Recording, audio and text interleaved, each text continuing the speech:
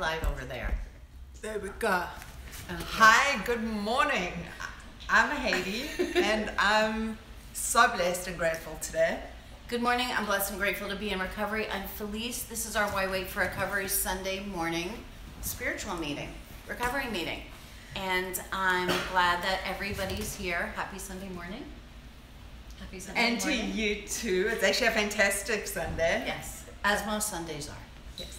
And so we have sleepy people in the room, a couple of those. I'm sure we have a bunch of sleepy people out there. And we're going to go ahead and share a Sunday morning meeting with you. So I'm going to do a super quick go around because we have somebody new in the Before room. we do, can we Before just we do this, we're going to do let's just something give you a else. little bit of an introduction. So I'm a compulsive overeater. I'm a food addict. And what these meetings are about is that we meet as a group, as a community group. It's a free meeting to anyone who is struggling either with their weight or with food or food behaviors, binging, purging, cravings, anything related to food that is making us miserable, unhealthy, and makes us struggle and really plays with our head. So we get together twice a week so we can support each other, learn techniques, get tools, so we're able to deal with our recovery and have a program that we can rely on so we are able to get healthy and happy. And although we do talk about our weight, we talk about binging, and we talk about emotional overeating in general, and food addiction. I'm an addict. And so Me too. we talk about addiction, we talk about obesity, and emotional eating is the end result of our addiction. And anybody who struggles with any kind of addiction, of course, is welcome. You guys are welcome to ask any kinds of questions. And you guys, we learn that it's not about the food. It's not about the Percocet. It's not about the gambling. It's not about the food. It's about what's eating us. And we get to the core of why we are doing the things that we are doing so that we can understand. So that once we do understand, we could go ahead and take that first step to make some change. Good morning. So let's do the quick 2-second go around. Okay, 2 Because seconds. I'm ready to jump in. We're talking about lying today, so I'm ready to jump in too. Good morning. How are you this morning? Good, how are you? Good. It's really nice to see you. Thanks for taking the drive. And you want to just say hi? Hi. Everybody okay this morning? Yes. Yeah? You're lying. Are you okay this morning? Well, since I normally wake up at the crack of lunch, it's early for me. Okay. It's early, and we'll talk about how your head is, I guess, later if you want to. Miss Al, how are you this morning? I'm okay. How are you doing? Okay, and I'm sure you'll have something to say later. So usually you guys, when we do a little bit of a go-around and everybody says they're fine, we say that it's effed up, insecure, neurotic, and emotional. And that's usually our first lie that we tell ourselves in the morning. So we'll be talking about that. Hi. Hi. Good morning. How are you? Tired, heartburn. See, I'm being honest. Yes, you are. Thank you for your honesty. Difficult fast yesterday, and difficult break fast. Difficult, you're talking about food-wise or emotionally? Food Or wise. both. Okay. Food-wise. Okay. So there you have And it. I want to get back to that, so thanks for bringing that up. Because for Yom Kippur you break the fast and everybody's eating whatever they're eating, and we'll talk about that as well. Good morning. Hi, good morning. How are you this morning? I'm anxious.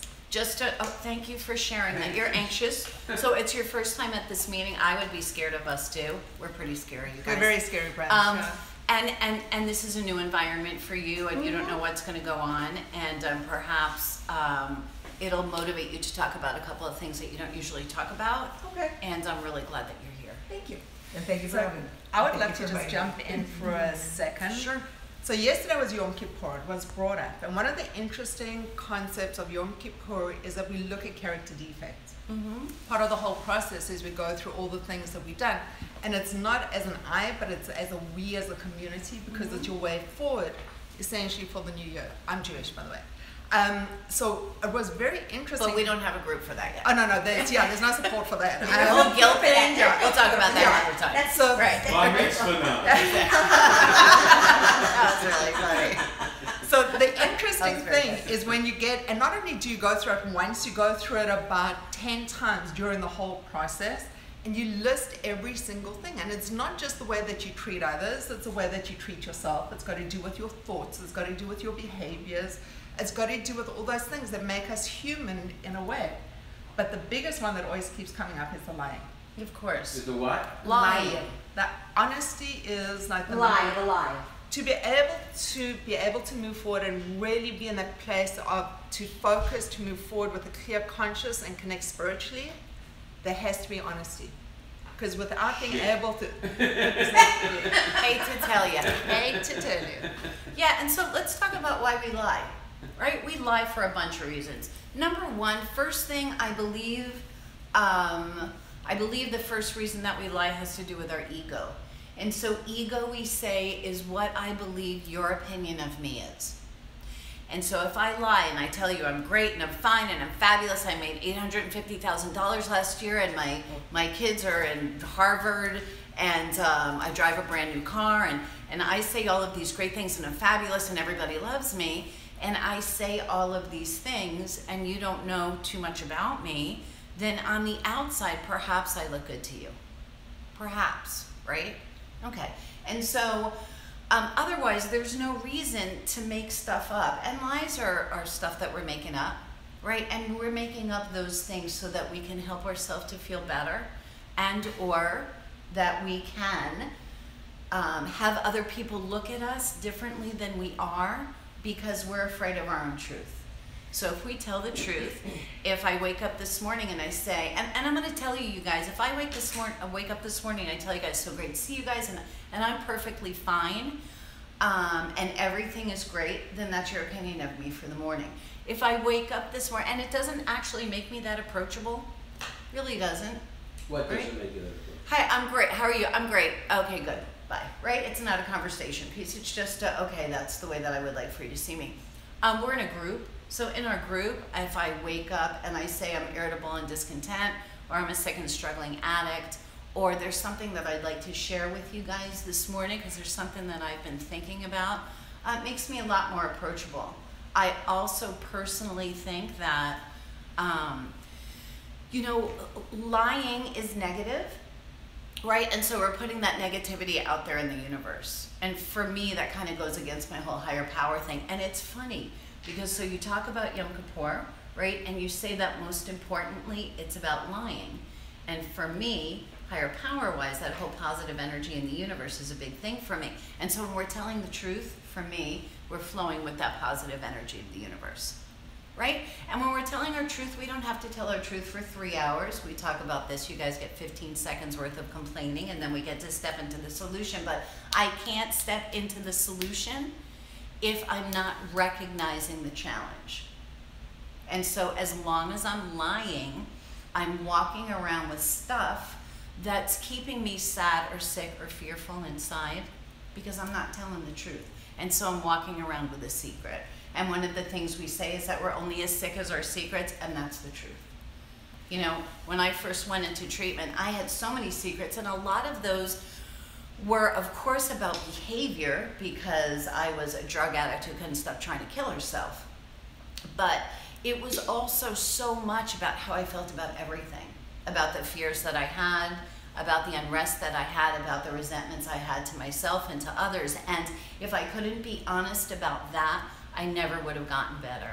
And before my relapse, had I been honest about what? To be honest about what? About how I was feeling, about how I wasn't feeling, about how I didn't want to live, about how I had so much shame, about how I had so much guilt, about how I didn't want anybody to see who I was. And so I didn't let anybody see who I was until it was so bad for me and I felt so alone. You know, those secrets also make us super lonely. And so I was so alone, and I didn't really care if I woke up the next day. Okay, could I interject something? Absolutely.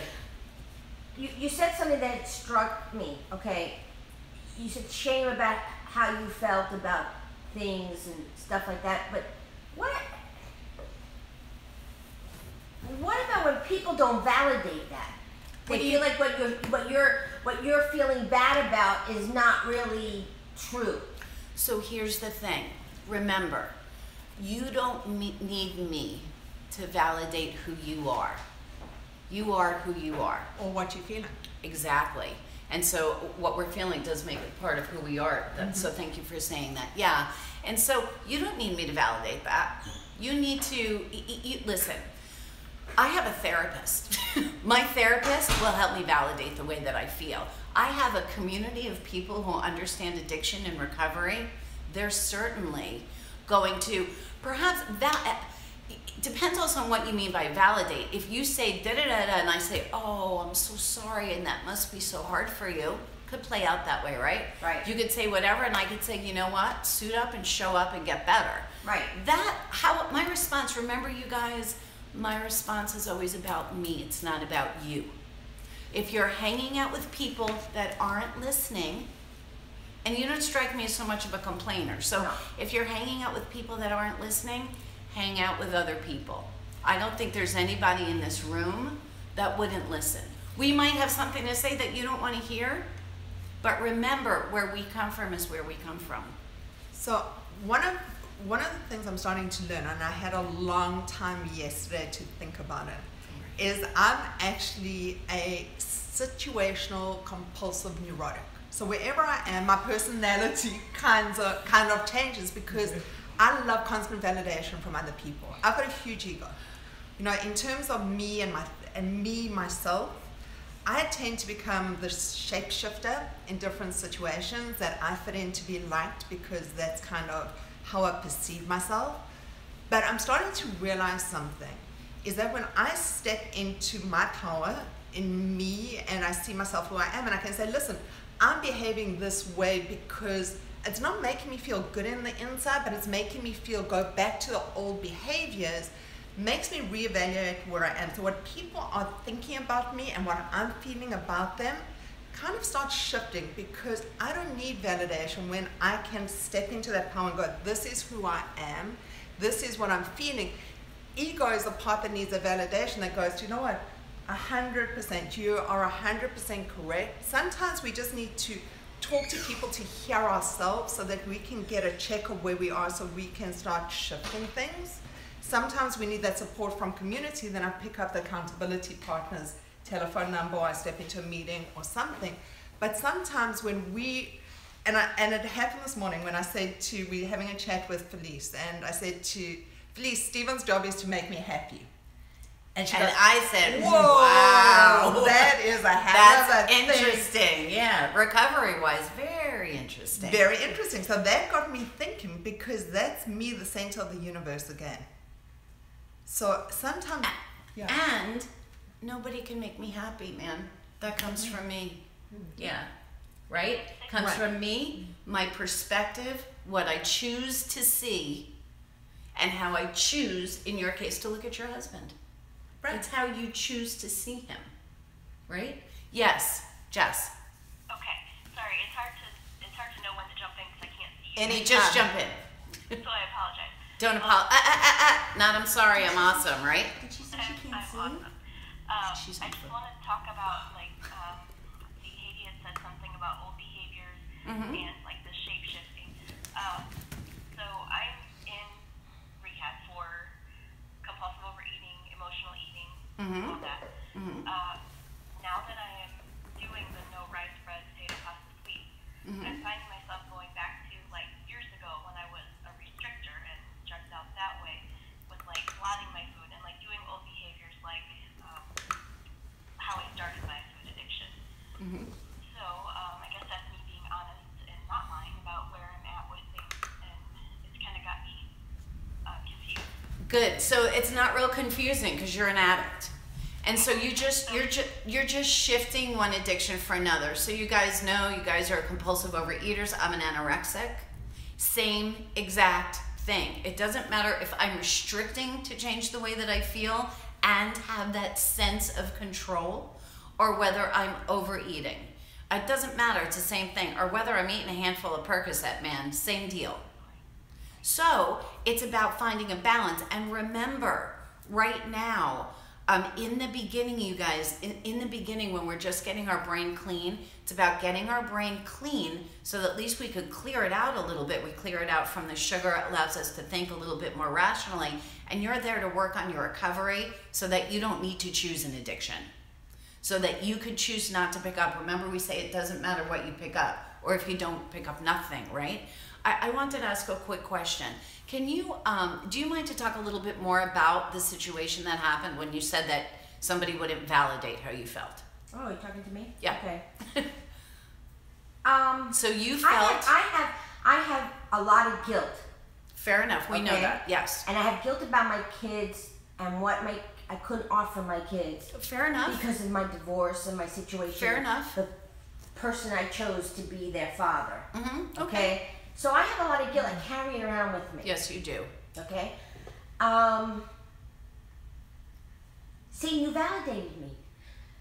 But I have people who say, listen, that's ridiculous. You gave them everything. Okay, let me tell you something. something. Let me tell you something. First of all, guilt is I did something wrong. Shame is I'm a bad person. You have shame. Okay. Okay. You feel ashamed of yourself. I didn't do what was right for my kids. Yep. Anybody that doesn't validate your shame, you don't need to have another conversation with them. If you're feeling something as your friend, I believe my place is to say, wow, I'm really sorry that you feel that way. You know, that really sucks. And maybe you want to talk to somebody about that because that guilt and shame is keeping you in active addiction. Mm-hmm. It doesn't allow you the freedom of choice because remember, it's the guilt and the shame and the resentments and the fear that keep us in addict mode. And people say, oh, you gave your kids everything, blah, blah, blah, blah, blah, blah, blah, because they're not listening to you. Right. And you have to remember too, some people just don't have the capacity to help you. They don't know any better. They don't even know how to help themselves. You know, a lot of people say, I used to say, no matter what anybody said, I went through a period of time where I always said, but it doesn't matter because it's going to be okay tomorrow. It doesn't matter, later I'll feel fine. It doesn't matter, but it does matter. And right now you're going through a period where we're talking about how guilt and shame does matter. And you're in a place where you want to get well. So the people that you're talking about, that guilt and shame, listen, is there anything that you could do about what happened when your kids were growing up? No. Is there anything that you could do about how you treat those kids today? Yeah. Is there anything that you could do to look at, well, wow, right now I'm doing what I feel is right. And you know what? Back then, I did my best to do my best. That's all the universe asks of us, right? Is to do our best to do our best.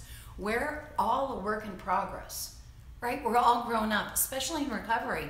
We're all going through this growth spurt right now where we're even learning that it's okay to have these feelings.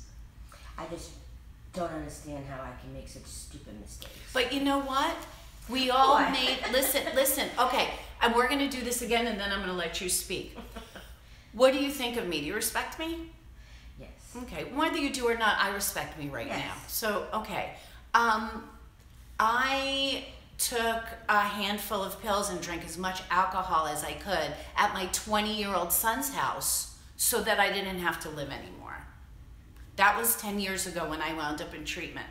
Is that something respectable? No. Is that something that a wonderful mom does? No. No. Did it have to do with him? No, it had to do with me. Did I hurt that kid? Fuck yeah, man, I hurt my kid. Yeah, I did. Do I wanna, am I guilty about it? Well, if guilt means I don't shut the door on my past, meaning I'm not gonna ever forget that I did that, yeah, I'm never gonna forget that I did that because it teaches me that I'm responsible for myself and for others, right? But the shame of me being a horrible person, I don't need to carry that baggage around anymore. And am I a great mom right now? Yeah, I'm a really good mom. I'm a good mom. I'm a good girl. I'm a good person. I do my best to do my best, and I'm a woman growing up in recovery. That's what I have to say about myself right now. What happened 10 years ago, if we could go back and change that, I would have taken the pills out of my mouth. I promise. But I can't do that. So I could learn from the experience and move forward. If I stay ashamed about it, it doesn't allow me to be the mom that I am today. Is that understandable? But you said that to her that if someone doesn't validate or you're ashamed, then you need to know them. But you just said the opposite of that. Tell me how. What did you just say about your shame? If it's something you... That I don't feel that shame. about what I've done She in my doesn't forget it. past. She's not forgetting her past. Right, She's I'm not- gonna remember it because I did it, and I don't wanna repeat that mistake, right? So I need to learn from the past, but do I feel ashamed of myself right now for how I was 10 years ago? No. Was I sick and suffering and scared and horrified? Had my 17-year-old son died? Yeah, those things happened. And so I reacted to the world the way that I reacted. Do I wanna carry that shame right now? Doesn't serve me, does it? So when you told her, when she said that people don't validate her shame, Her guilt, yeah, or her shame. you don't need to know that. She doesn't need to know them on that level. Those don't have to be, those don't have to be her go-to people when she's feeling guilty or ashamed. She can call, Allison would be happy to talk to her about it. Allison understands about working through guilt and shame, right? So you could talk to people that are real about the way that they feel. So you could get real about the way that you feel and learn to grow up through learn to grow through the shame and grow up, and move forward. Did that make more sense, Johnny? But what? Go ahead. But what role does people's perception of you play? Because It doesn't. on the first meeting I think I went to, the second meeting, where you said something that was funny, but it was very profound in that someone said to you that you look good, you look like you knocked off some weight, and you said, "I'm dying, but thank you." Right. Right. So somebody else's perception doesn't matter. Her being able to work through her feelings does matter. If she doesn't do that with a therapist, she can choose people that understand what she's going through. That's why they have support groups for people, right? That understand what she's going through or how she's feeling and can give her some positive feedback and help her work through it. Is this a support group? Yes.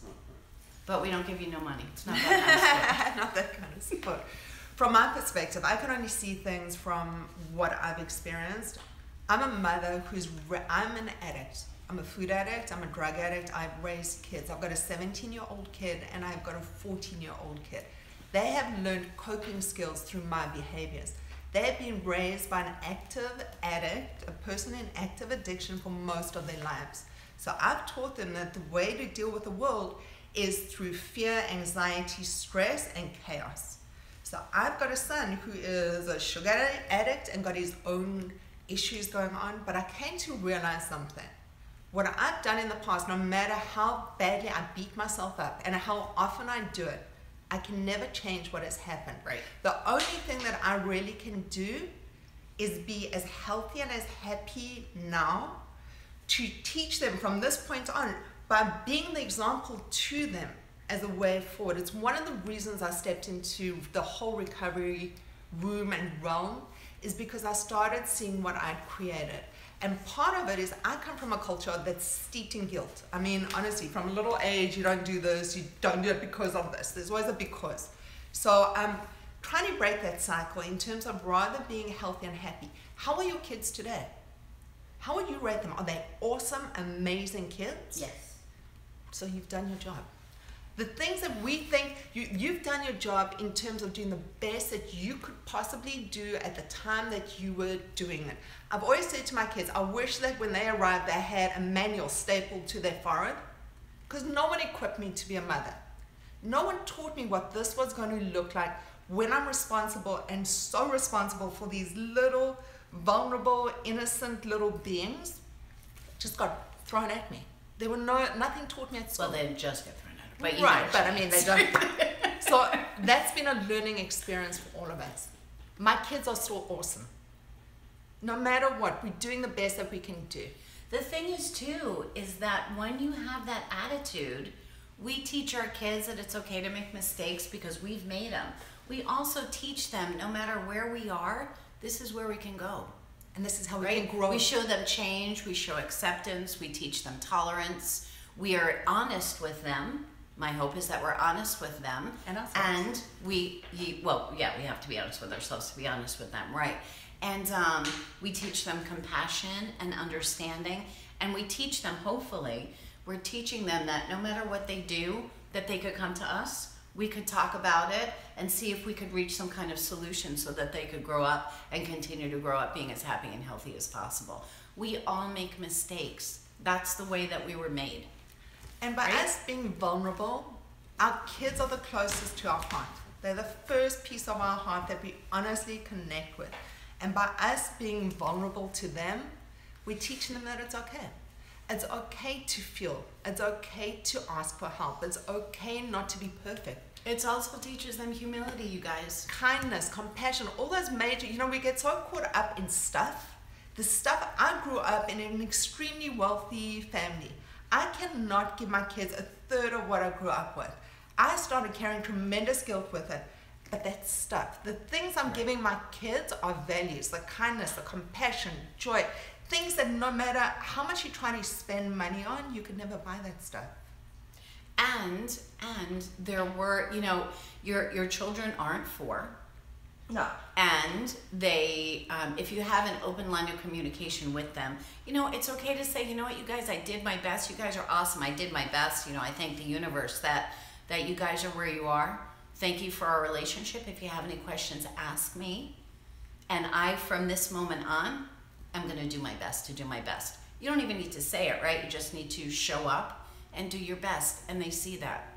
Children are like our liver. It's very forgiving. Our children are very forgiving. That's a good analogy. Well, the thing is the liver, so I practice medicine.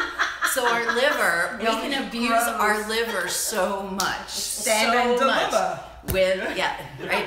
So much with our food, right? With fatty liver, with alcoholic hepatitis, with increased liver functions, whatever. And we stop that behavior. And as long as we haven't crossed the line with our livers get to be perfect again. What does it take to cross the line with your liver? That's a different meeting. Do you have any more questions about that? I just wanted to say something as well. Last weekend was very special for us because we had a family meeting, like an African-style family meeting with everybody. And a lot of resentments came up. I mean, we had to deal with some really tough issues, but we'd rather our parents make those decisions while they're healthy enough to make those decisions as a group, and we didn't want to make them as kids, grown-up kids. And some of the resentments that came out were funny because, and not funny in a demeaning way, I didn't remember those incidences, but it hurt my father or it hurt my sister. They've been hanging on to this for 40 years, or almost 45 years, and it gave them the ability to talk about it. And what might be interesting is having a conversation with your kids, because what you think you might not have provided is something that isn't that important to them. But they might have a totally different perspective. And whether or not you open up that conversation will be between you and how you feel and whoever you're working through what you're working through with. We have to be at a place when we're talking with people, we have to be at a place where our honesty isn't something that's going to hurt them. Because we have to be cognizant of the fact that they're humans as well. And me. Right, and that you're their mom. Well, Lucy's coming to the workshop. So she's going to get those skills. Right, and she's also, it's one of the things that we'll discuss there as well. Absolutely. Right. Absolutely. But you guys, we say that serenity prayer a billion times, right? Accept the things I cannot change. Can we go back and change the past? No, I wish. No. Yeah, a lot of people do wish, but we can't. And so that's a fact. That's not a feeling. There's nothing that I could do. Remember last week I picked up a shoe and I dropped it on the floor. There's nothing that I could do to undrop the shoe. It's dropped. It's really interesting. I know, but when you deal with the present appropriately, you are changing the past. Really? Well, okay. Your perception of it. Thank you. Yes. You're changing your perspective. That's correct. You're changing your perspective. That's a good one. And your actions might be changing others' perspectives, which isn't your responsibility. It's your responsibility to change your perspective. So when we think that we were horrible parents and we carry around that shame, we find that, for me, again, I talk to my shrink, but, and I share with my support group, and I do my best to do my best, and I get rid of that shame, which opens me up to love and compassion. And so I'm changing my present by changing that. I'm not changing my past, but I'm changing my present. Does it make it easier for people not to be angry with you right now because that's about them? But yes, that as human beings, that's how it is for the majority of us. Then there are times, and we could say right now that you're stuck in resentment from the past. Then there are times that no matter, right now, if her ex stood up and pooped flowers out of his ass and gave her money and was kind and whatever, it would still take you a while probably to get over that resentment, because those resentments are so deep. So, and it's not, remember you guys, I'm not doing my best for you. I'm doing my best to do my best for me. And my feeling is that when I do my best to do my best, then I give as much positivity as I can to the universe. And I believe that that's what's expected of me. That's just that's what the universe's hope for me is. And that's just the way that I look at it. Most people believe in God, right? And they use that word God. And so what would God or Buddha or Allah or the owl or your favorite pair of shoes want from you? And we know that if we do our best to do our best, we're certainly not going against somebody else, and certainly not on purpose, right? And so, yeah, it changes our present. And it can change our own perspective about our past, because it allows us to let go of some shame. And when we let go of that shame, then there's something called confabulation, and confabulation are made up memories. And so we all confabulate. We have these made up memories of stuff that happened that maybe we don't remember 100% true. You take something that happened 20 years ago and all of us were in the room, and we might remember it differently, right? Because we all had our own experience. And so a lot of our memories, like what you were saying about your family, somebody remembered this thing, and then this person you don't even know, but you were in the room and they're talking about you, and you have no idea. The only thing that we could do right now is do our best to do our best. And that's it. I had a weird realization. I qualified for AARP, and very soon I can ride the bus for free. So I can ride the bus for free. Exactly. I am AARP. So what I realized is I spent so much of my life trying to make other people happy and make myself miserable, because that's what I perceived I needed to, these unrelenting standards of things I needed to live up to, thought, being, behaviors. All of a sudden I came to realize I'm probably more than halfway through my lifetime. How do I want to spend the rest of the time on earth? Do I want to be happy or miserable? And I've realized one thing. By me being happy makes the people around me happy, because my conversations with them are different. My day looks a little bit different. So you're not pissing in somebody else's Cheerios. Right, but it doesn't mean I'm happy all the time. Exactly, it doesn't mean I'm happy all the time. And it doesn't mean that things don't happen that are upsetting and confusing and frustrating and scary and make me really fearful. But it does kind of shift something differently when we start looking at things in a time perspective and start thinking about how do we want things to play out in the future. And you guys, this might be our future. What might be our future? This might be our future right now. My son was 17 years old when he died in an accident. So I don't know if I got the next 17 seconds. I do know that right now I have right now.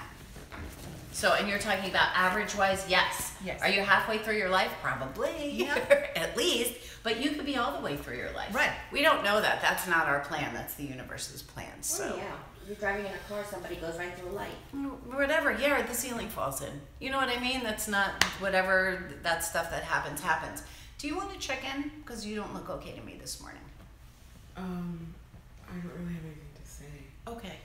All right, so if at any time you do have something to say, you just let me know. Okay. Is there anything that you feel like sharing yet? That's cool. No is a complete sentence. So if you want to say no, we're good with that. And if you want to share anything, I'm just trying to deal with how external stresses influence how I eat. Like, there are things that are completely beyond my control. okay. This year, my brother passed away from liver cancer. I'm sorry. And my sister lives in Puerto Rico. And right now, we all know what a disaster that is. Mm-hmm. So I have knots in my stomach all the time. I'm like, how can I get myself to relax and not depend on food to ease my stress? Okay, and so you've learned that food chemically changes our brain, and that's your drug of choice. And so the thing about recovery isn't learning how not to pick up, it's learning how to see the world differently, so that you don't have that, so that you're not feeling the way that you're feeling, so that you understand that, first of all, by the way, feelings aren't facts. So you're anxious, you're not going to die from the anxiety. That's first. And what's going to happen is, so right now you're like, okay, I'm scared, right? And remember, fear, we talk about fear here a lot. So fear is, I'm afraid of losing something that I have, right? Or not getting what I want. Meaning not getting a phone call and knowing that my family's okay. Not being able to get on a plane and go over there right now and feed them and clothe them, right? Not being able to help, right, for right now. And so those are the things that we're gonna accept because we can't change that.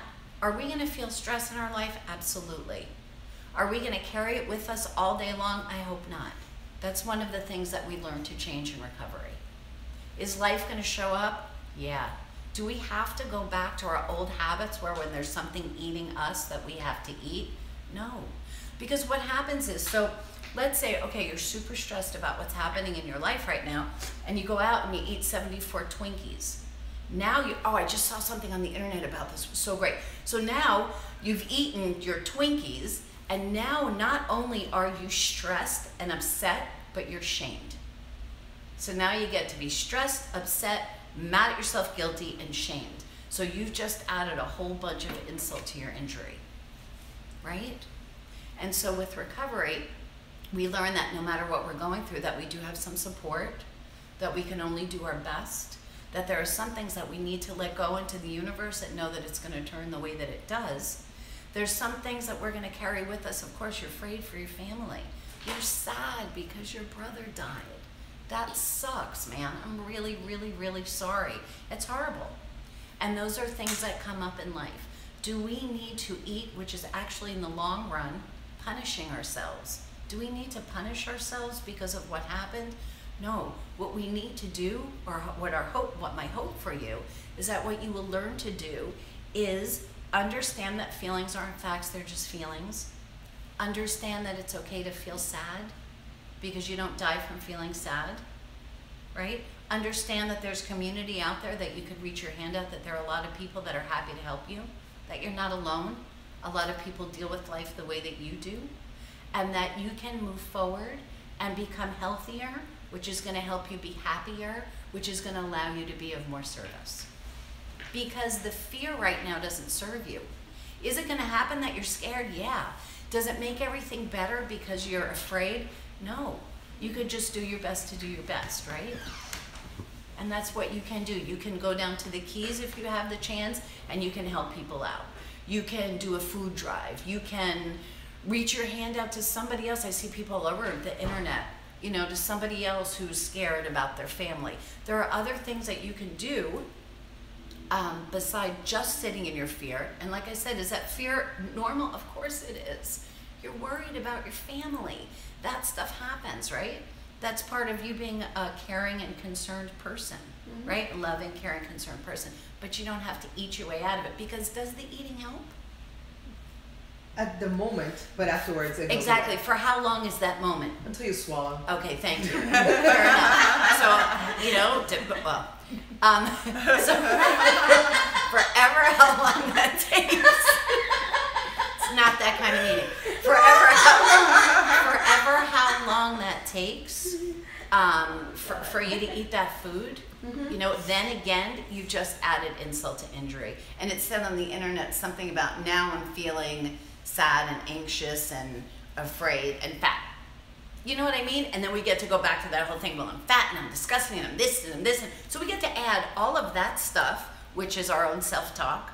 We get to add that to the misery that we're already in. I'm an emotional eater. My addiction, it's a disease. It's not something that I asked for. It's something that was inherent in me that just got triggered. My default when it comes to my addiction and using is to keep things vibrating on an emotional level. Because the more emotional I am, the more excuses I've got to pick up. I went into, I was about to leave for Temple yesterday, I get a call, my mother's got a fever. The last time my mother had a fever, they gave her 24 hours to live. So for me, these things are, I'm living with really ill parents at the moment who are in another state. So it's constant thinking, stress, anxiety, emotion. But my biggest focus at the moment really is being healthy and happy. Whatever is happening, it doesn't mean that I'm not sad, it doesn't mean that I don't love my parents any less, because for me they are the absolute world. But being healthy and dealing with this and being present for them and being present for my family and being the most important person to be present for at this stage is me, because me being sick isn't going to help anybody around me in my world. And it doesn't take away the pain that we feel inside, and it doesn't take away those feelings that we have for these people, but it just shifts our perspective on things. And remember, this doesn't just happen.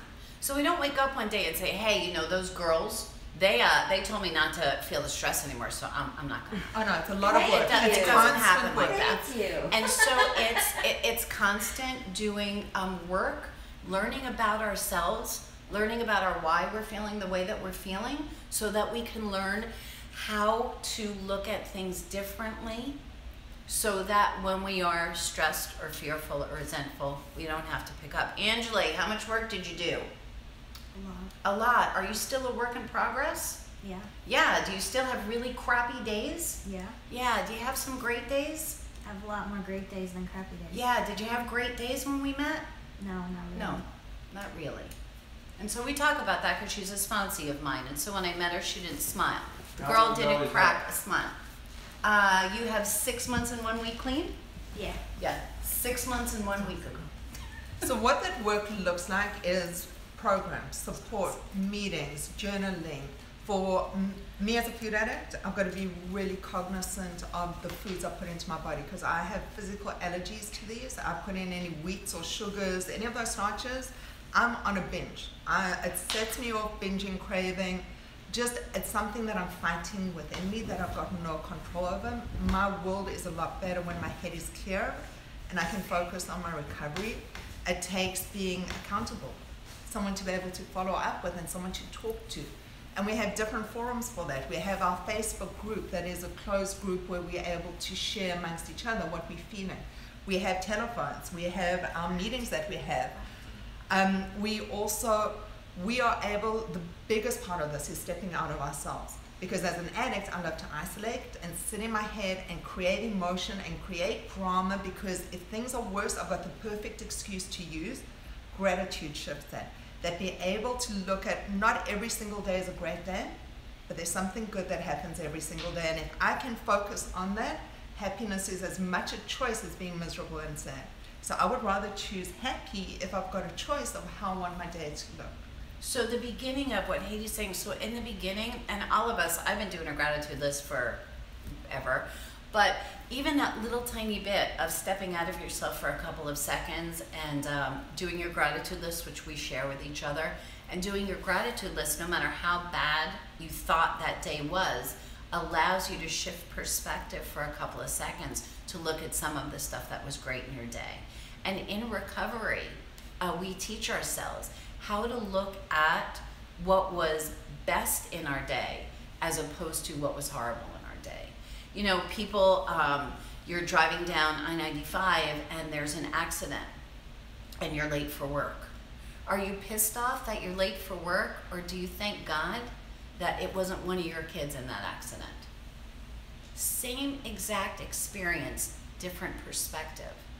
And so we want to learn to shift our perspective as much as possible. Are we going to get mad? Oh my God, I'm going to be late for work. Yeah. Do we have to stay there? No. Do we have to stay pissed off at things we can't control? Big thing that we learn, you guys, in recovery, when we're doing recovery work, is what we can control and what we can't control. You want to be pissed off because it's going to rain?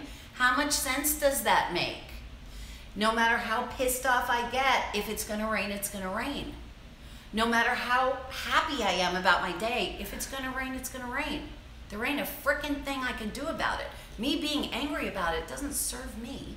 Certainly doesn't serve you if you want to have a conversation with me, right? Because now I'm a pissed off, discontent person because it's going to rain, so it's going to rain. So what? And so we learn when we do recovery work to help to shift our perspective so that we can look at things differently.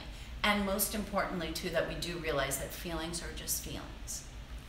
And to go back to where those feelings started and find out what events have us feel the way that we feel.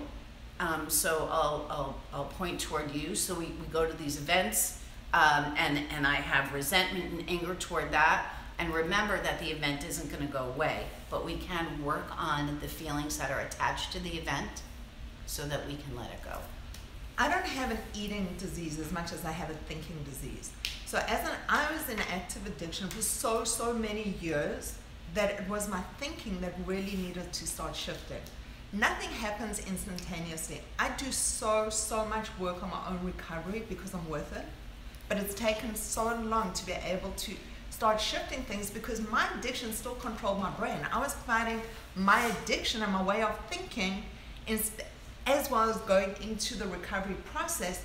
It takes time, and it's not always a smooth thing. There's days when that addiction starts talking and you think it's a truth, and you think you're getting these signs and these voices that I'd wake up and I'd be in front of the fridge and that shock and just shoveling things inside my mouth. I have relapsed. You know, that is, I'm not perfect. It's not a process of perfection. It's a process of progress. It's a process of spiritual growth. It's about what we're doing, and for me, how we can reach out and help others. And I'm going to tell you that when we're feeling horrible and we reach out to somebody else and say, how's your day today? What's going on with you? Are you having a good day today? Is there anything that you'd like to share? It takes me out of self. Remember, in active addiction, I am very self-centered. Everything that happens, when it rains, when this happens, when something, this person said this person, the whole entire universe is happening and is affecting me. That's all I see. How about how your universe is affecting you today? Is there something that I can help you out with? No. Right? I have a lot of patients that did go down to the Keys, by the way, to help out. You know, with addiction and in any 12-step program, service is one of the most important things that we could do because it lets us be a part of helping a community, and it gets us out of our own shtick, you know, our own stuff about what we're going through right at that moment. We have a question, Ange? Oh, I'm sorry, I just wanted to jump onto this. Service doesn't need to be expensive. It can be something as simple as making someone smile. It can be as simple as opening up the door for someone, going someone, picking up someone, something that they dropped off the floor. It's something of giving of yourself where you step out of yourself and you make someone else's. It's just a shift. It's a shift in energy, and it's one of the easiest things to do. And it can be picking up the phone. Hi, how's your day going? Yeah, it's hard to start thinking about, and then once you do think about it, like you said, it's super easy to do, and it does allow us not to be thinking about ourselves for that minute. Yes, Miss Andrew, we have a question? Yeah. I'm gonna rephrase it a little bit. Okay. This question's from? No. Okay. Silent question. This person is considering surgery, and they understand, I guess, that it has to do with the addiction, the food aspect of it. But can you go over that a little? And Actually, you can, and then after Anjali and I are going to have a conversation, because we had a conversation about this yesterday, which is very enlightening to me and very important that you had that conversation because you taught me a lot yesterday. So you start. So I had the surgery. Surgery date 17th of February 2016. I was a self-paid person. I'm the addict. I go for the quick, easy route. I thought, great, I can go knock this weight off. I never need to deal with this again. Problem solved. I can be thin and gorgeous like and this. Happy. And I'm happy. gonna get skinny and happy. No. Happy never crossed my mind. Shopping crossed my mind at that Fair stage. enough. Okay. I was so miserable. Happiness didn't even exist on my scale. It wasn't even something that I was thinking of. Shopping it was regular size looking clothing. good. It was really looking good. So it was looking good. So it was that's looking ego, good. because you My want to look ego. good to everybody else. Right. Okay. So I go for the surgery. Day after surgery, I go, oh shit. What did I do now? Got the heartburn, got the reflux, got all this stuff going. I've got my kids annoying me. I've got my husband annoying me. Nothing has shifted. I was as miserable the day after surgery as the day I went into surgery. I was as miserable 3 days after surgery and a week after surgery as I was going in. Because all of a sudden my friend and my go-to coping tool I couldn't use anymore. All I wanted to do was shovel food in my mouth and chew. And it was how long after that you and I had that conversation that you were crying one morning? We were going to have a meeting, so it was in the beginning of our meetings. So I don't know how long we've had our meetings, but and we had talked about how you look fantastic. So you lost 856 million pounds, and now you're skinny. And how do you feel? And you were sad and miserable. So It had nothing to do with the surgery. The surgery for me as an addict was my rehab. That was a rehab that was available to me to be able to put myself in. This is how I viewed it. It was the way and the tool in which all of a sudden it forced me to get help. Right, not spiritual rehab, Right. just I'm physical talking rehabilitation is what we're talking about. So It's I'm important that talking, we say I'm that. talking about, well, I already started the recovery process before, because I started going to meetings November the year before and started going to I had gone to meetings for a really long time, but stepping into recovery took me even longer into the process than going to a meeting, because going to a meeting doesn't mean to say that you're actually in a process. It just means I was loving the drama and what was happening in the room, but I wasn't internalizing it. I was looking at these crazy people that surrounded me, not realizing that I was one of them. So for me, the shift became when I all of a sudden realized that I needed to do something different. The surgery isn't a cure. The surgery is a stepping stone. The surgery for me was a gift of life because I was so obese. My physical body could not cope with the way that I was in terms of my knees, my hips, blood pressure, you name it. I was starting to go through that really critical stage of being really, really sick for a really long time where it would be irreversible. But it wasn't the answer. It is a tool. It's not an absolute answer. Right, it's a physical tool. And so you guys, yes. Before you, Yes. so question, would you opt for not going through surgery? So that's not for us to have this But I discussion. want to say something. Yes? Okay, that is really a personal journey. And it For- should be between her and it's or him and her right. doctor. Okay. But the thing that I would say to you, whether you do the surgery or you don't do the surgery, that is up to you. But recovery and dealing with your thinking that got you into this position is the most essential part, because I still see people on the bariatric sites who are now going back to the same foods that they were eating before, thinking that the surgery is going to solve it. I've had family and friends that have gained most of their weight back from the surgeries because it's not a physical issue, it's a thinking disease that we suffer from. And if we as food addicts do not deal with our addiction, nothing changes if nothing changes. And so you guys, it's not about the food. And so we see 30% of all people who have bariatric surgery become alcoholics. Really? Because, absolutely, Absolutely. Google it. Absolutely. Why? Well, if you drink this much tequila, even right after your surgery, you're going to get messed up, right? So you'll get high, so you could change the way that you feel, right? Without having to eat the 17 Twinkies or whatever. So it's an easier high. Cross addiction is cross addiction. I wonder how many people post bariatric surgery smoke pot, how many do perks, how many do whatever. Alcoholism is something, I don't know why they just chose the alcoholic to look at, but addiction's addiction. It's not what we're picking up, it's why are we picking up. So I have a lot of patients that I see for obesity, and a lot of those patients have had bariatric surgery. And in the beginning, they think that they're happy because they're looking better. And again, like Katie said, they're not dealing with the challenges that put them in that position in the first place. And so if you don't fix the issue, you're never going to fix the addiction problem. And you will pick up something, whether it's sex, gambling. You guys, you can empty your bank account and the bank account of your next door neighbors and still look skinny. Right? So it doesn't matter what you're doing to change that dopamine receptor, same receptor. Doesn't matter what you're doing. If you're not dealing with what's eating you, then the surgery is just a surgery that you've had. And, right?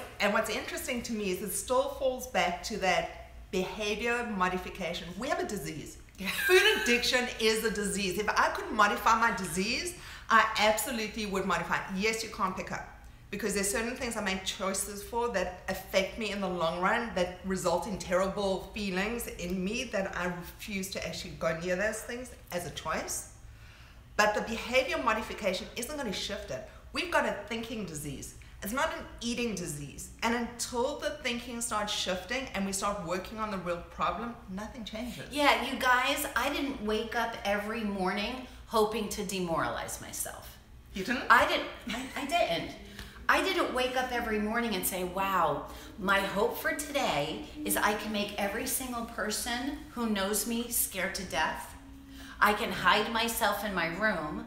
I can get as effed up as possible because I really want to be absolutely to no service to the universe whatsoever. And that's my hopes for today. I hope maybe I'll OD later and die. And I hope every single person that's ever cared about me gets to be scared if I'm dead or alive when the telephone rings. That wasn't my intention.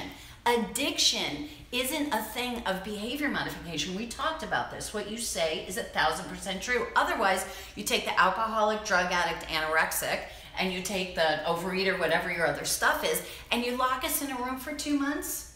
And we're perfect.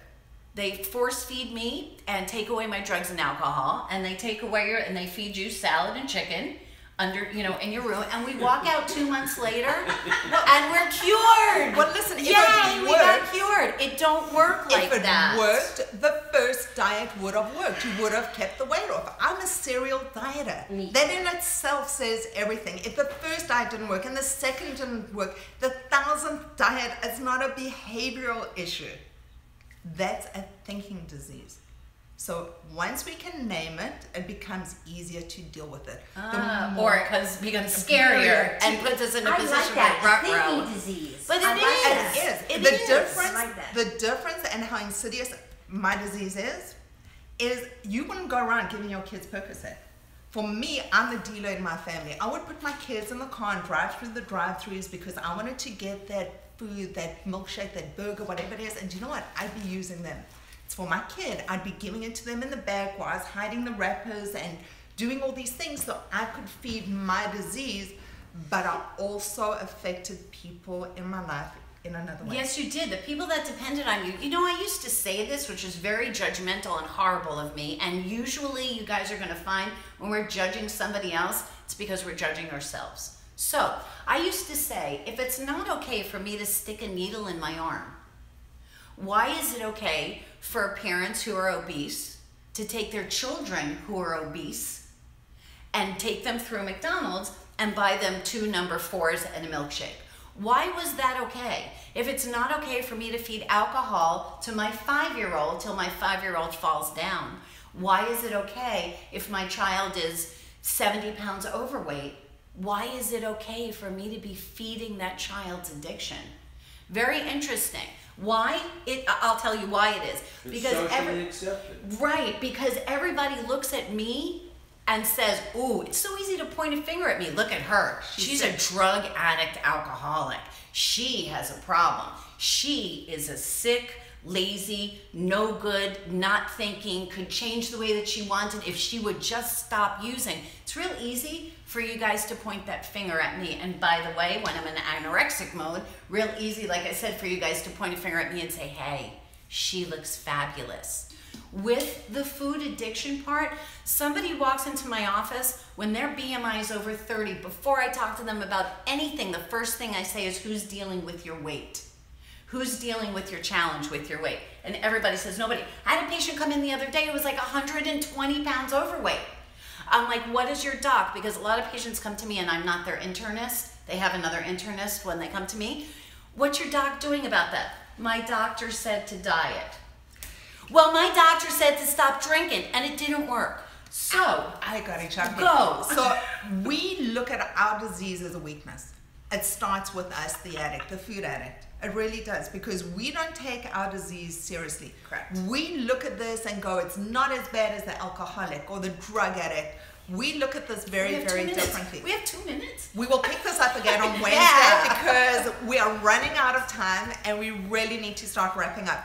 Wednesday night, 9 to 10 p.m. Eastern Standard Time. We are back. Invite your friends. I'm going to ask you now, if you enjoyed the session, please share it right this second on Facebook with your friends, your family, with anyone that's struggling. Also, Help out another addict. help It's out. free. Be of service. Easiest thing to do. Other thing, great big thank you to everyone who stepped forward for Puerto Rico. We have got a trailer and a half of goods that are being sent out. We've got more things coming in today. We are collecting goods. We are being in service. We are an amazing community. Anyone who needs to drop off point. And everybody who shared today, thank you for sharing. And everybody, thank you for being here. I'm going to read the promises because I can. This is the promises from the Big Book of Alcoholics Anonymous. And you guys listen to the words. If we are painstaking, about this phase of our development, we will be amazed before we are halfway through. We are going to know a new freedom and a new happiness. We will not regret the past, nor wish to shut the door on it. We will comprehend the word serenity, and we will know peace. No matter how far down that scale we have gone, we will see how our experience can benefit others. That feeling of uselessness and self-pity will disappear. We will lose interest in selfish things and gain interest in our fellows. Self-seeking will slip away. Our whole attitude and outlook upon life will change. Fear of people and of economic insecurity will leave us. We will intuitively know how to handle situations which used to baffle us. We will suddenly realize that the universe does for us what we can't do for ourselves. Are these extravagant promises? We don't think so. They're being fulfilled among us, sometimes quickly and sometimes slowly. They will always materialize if we work for them. Thank you for joining us in our Why Wait for Recovery Sunday morning meeting. I'm Felice. I'm blessed and grateful to be in recovery. I'm blessed and grateful for every one of you. I am so blessed and grateful to be here. My name is Heidi. I will see you Wednesday night at 9 p.m. I'm so looking forward to you. Have a beautiful week and Peace out, you everybody. guys. Do we just bring